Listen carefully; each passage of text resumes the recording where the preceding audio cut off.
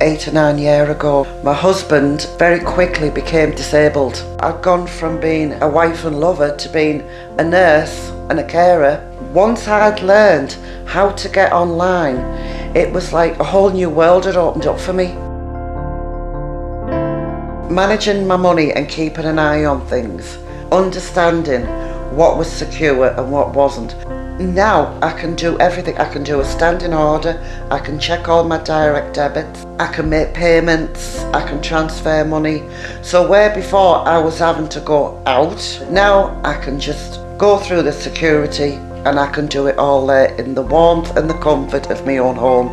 There's a lot of people within the country who, for one reason or another, are excluded from being on the internet. So it's really sort of important that we try to reach these people and get them digitally included one way or the other.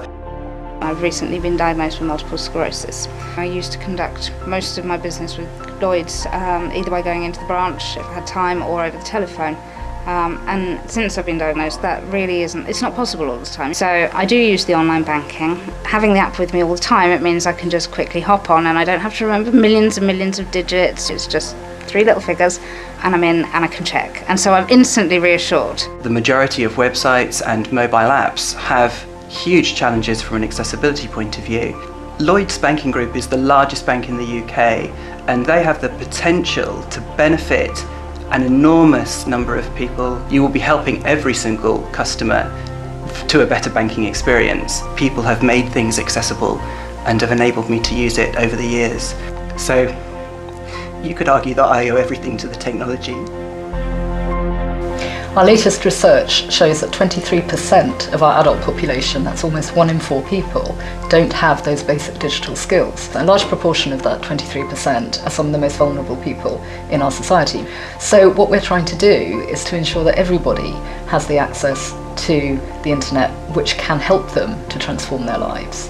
Digital is the single biggest revolution of our lifetime, and the opportunities definitely outweigh the risks, but some of the key risks to understand. There are 12 million UK citizens who don't have the right digital skills. So when we think about digital, we need to think about it being inclusive and not exclusive. The 12 million UK citizens who don't have the right digital skills, over half of them have a disability. And therefore when we think about digital and it including everybody, we need to think and design from both ends of the spectrum, not just for the central ground. Digital gives us the opportunity to provide a service which is flexible, anytime, anywhere, anyhow. But we need to make sure that includes everybody, whether you have a disability or not. The team is comprised mostly of people with disabilities, different types of disabilities, so low vision, blind, colourblind, dyslexic, limited limb mobility, learning disability, deaf, Asperger's and anxiety and panic disorder. We've got a unique opportunity here. In terms of supporting vulnerable customers in an online environment, the key thing that we look for in every interaction is to make sure we deliver the right customer outcome. But there aren't actually that many people at the moment that are doing it extraordinarily well.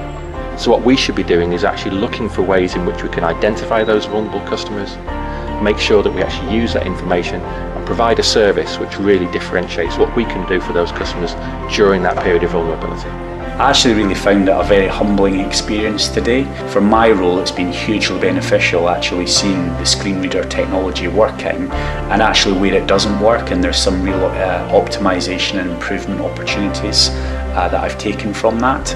So the simple things in everyday life, digital can transform, and banking should be no different.